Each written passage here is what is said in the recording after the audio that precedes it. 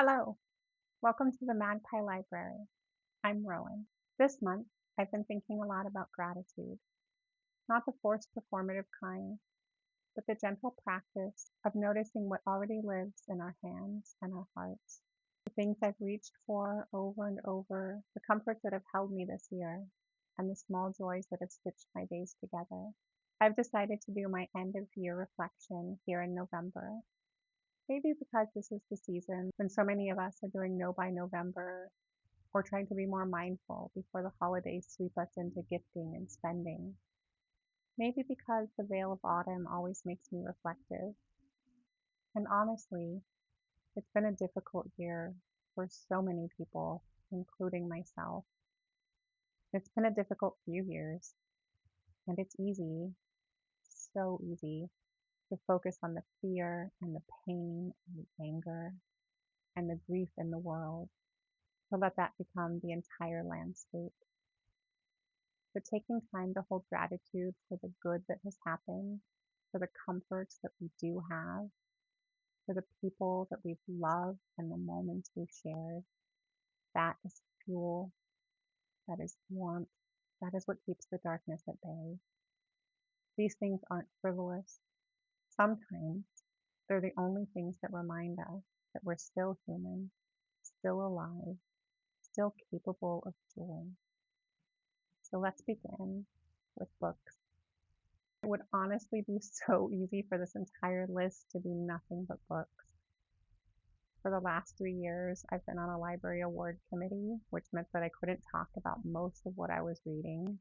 So I'm thrilled to be able to share my bookish joy again. The first two books I want to share, I don't actually have in front of me because I've been traveling and I took them with me, and I did not pull them back out yet.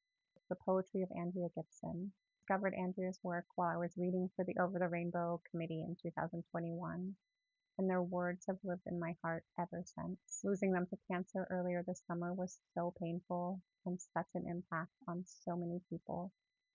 I miss hearing their voice on my Instagram feed, and I will treasure their books forever. These two are my favorite. You Better Be Lightning and Lord of the Butterflies. I cannot recommend them enough. Be prepared. This is not a quick read. This is a cozy up under blankets with a cup of tea and feel all your feelings. This is queer joy. This is transformation. My partner got me a signed copy of We Free Men, a moment of pure nerdy delight. I actually cried uncontrollably when I first received this. It is such a treasure to have Terry's words and something that Terry touched. I know we're starting out kind of dark here, but I swear we're moving on to some fun things, which this is fun too. It's just also heartrending. The Dabbler's Guide to Witchcraft by Firelight. I loved this so much that I bought a second copy just to annotate. Nearly every sentence is gold. These next two books are essential for my perfume and magic brain: The Mythology of Plants and Florography. I checked these out from the library so often that I immediately added them to my own wish list. They're stunning and so filled with information. I don't have them here in front of me. I've been working on my fall Persephone video, and so I've been using them for notes.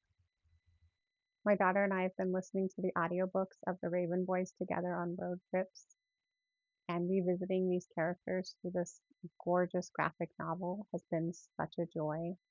I got this as a giveaway at the ALA annual conference this year, and I absolutely cherish it. Black Girl, Your Atlas is near perfection. My copy is signed by the author and includes the audio version because it was one of our books for the Odyssey Award Committee.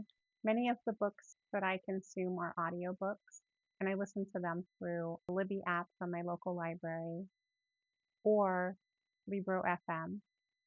I'm not sponsored by Libro FM, but as a librarian, I do receive advanced listener copies every month. I want to share a few that have really stayed with me. If you're looking for audiobooks that support local bookstores, this is the place. All of my purchases support the Book Nook in Fresno, but you can choose your own indie bookshop. My favorites lately have been bookshops in bone dust, cozy, gentle, a book-loving balm for the heart. Bury Our Bones in the Midnight Soil, lesbian vampires, plus trauma, healing, seduction, and an unexpected meditation on heroism. Will Prescribe You a Cat is Japanese healing fiction at its most tender. Only read this book, but look up this whole genre. It is so cozy and so amazing. Icarus, a poetic, raw retelling of the Icarus myth with art thieves, revenge, and complicated love. Next, I want to share some of my daily beauty rituals. First are my bubble baths. My bathtub has become a tiny temple of sanity. I've even been taking bubble baths in the summer, which in the past has been unheard of. One of the things that makes it so cozy and delightful are the Dr. Teal's bath salts and bubble baths. And I only have a small bottle in this size because it was limited edition. Didn't know it was limited edition when I used it all up really fast. So this is the Warm Vanilla Glow and the Warm Vanilla. And this is one of the coziest, most delightful scents that I have ever used. Trader Joe's beauty products are top tier dupes of some of the most amazing products. Sunscreen, face oil, body care. It's proof that magic and quality beauty care doesn't have to be expensive. My overhead light just went out, so I'm sorry for the lighting change. I hope this video still works. Southern Gothic palette by Mob Beauty.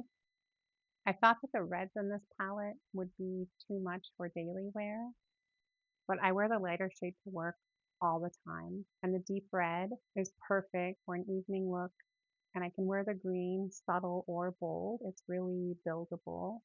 It's actually become very versatile and a staple in my everyday makeup looks.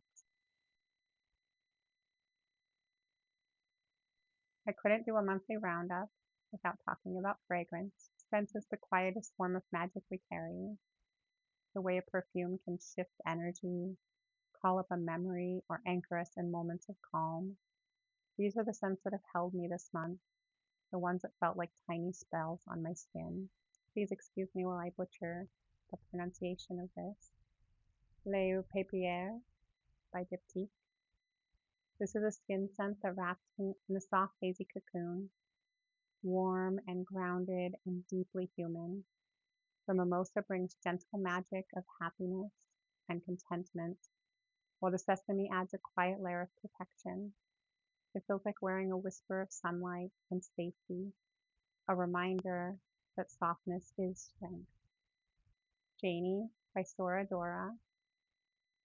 This is pure apple pie alchemy.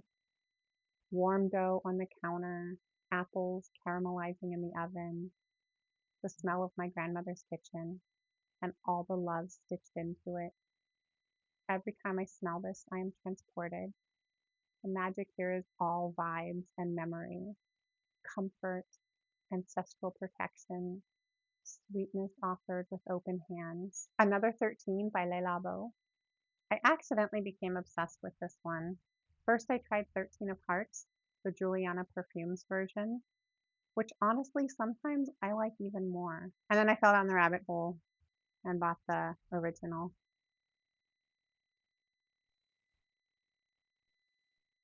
I'm almost out of both of them.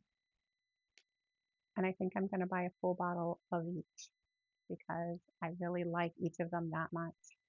It's woody and airy at the same time, like pencil shavings, but pencil shavings with the faint scent of someone beautiful sitting nearby, warm skin, clean air, a little nostalgia, and the magic is confidence, wisdom, resilience. Cairo Chill by Fulton and Rourke. an intoxicating blend that smells like dancing until dawn, laughing with friends, casting spells around a fire. Cinnamon and chocolate make this a magnetic, delicious scent, perfect for cool weather. The magical properties are as rich as the fragrance: pleasure, abundance, joy, fiery protection. A celebration in a bottle. Castile by Parfums de Marly. Castile is joy and velvety creamy fruits mingling with pastel florals, a touch of vanilla over warm wood. Peach isn't listed, but it feels like eating a peach cobbler in Versailles, opulent and golden and indulgent. The magic here comes through its notes: rose for love and healing, frangipani for spiritual awakening, and tonka bean for prosperity and luck. A little courtly enchantment for everyday life. Each one of these is a little spell that I carry with me. Thrifting brings me joy. The sweater is thrifted, and many of my other thrift finds this year have been chef's kiss. The highlight is this Victorian hair art piece that I collected. It is haunting, delicate, and deeply magical. It's hanging on the wall behind me, and I'll give a close-up of that.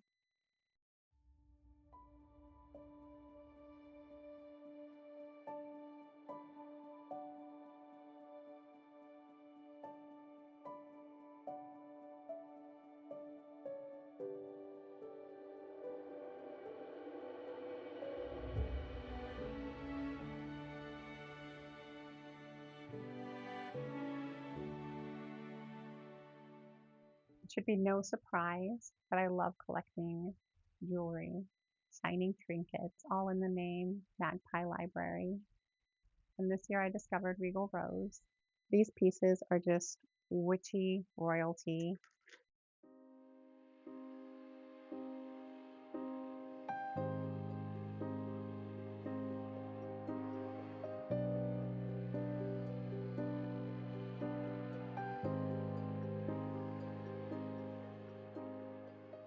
These are luxe looks at a really affordable price. And the quality is there as well. This Victorian hand holding a whip piece is from Nocturne in Salem. I picked it up on my trip there over the summer. This is a really special, unique piece. It feels like it belongs in another realm entirely. TV and film. And I'm not going to go too deep here, or we'll be here until next November. But these are the stories that wrapped around me this year. First up is Sinners.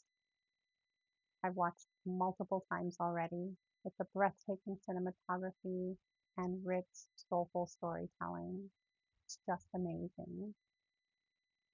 Étoilé, I know I'm mispronouncing that.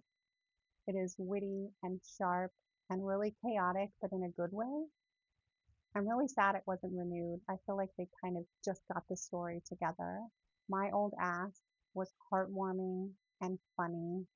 No spoilers though, just go watch it. Department Q on Netflix was gritty and dry humor, but surprisingly heartfelt. Superman, the Superman of my childhood is back, and I am here for it. I also rewatched Ted Lasso this year. I truly believe that the world would be a better place if everyone just watched this show and had a little Ted in their hearts. And The Wheel of Time, the first episode of the season made me furious, but it was really well done. So I kept watching, and I'm glad I did. I'm excited to see where the show is going. The Hunting Wives on Netflix. It's not the polyamory we want, but perhaps it's the polyamory America deserves.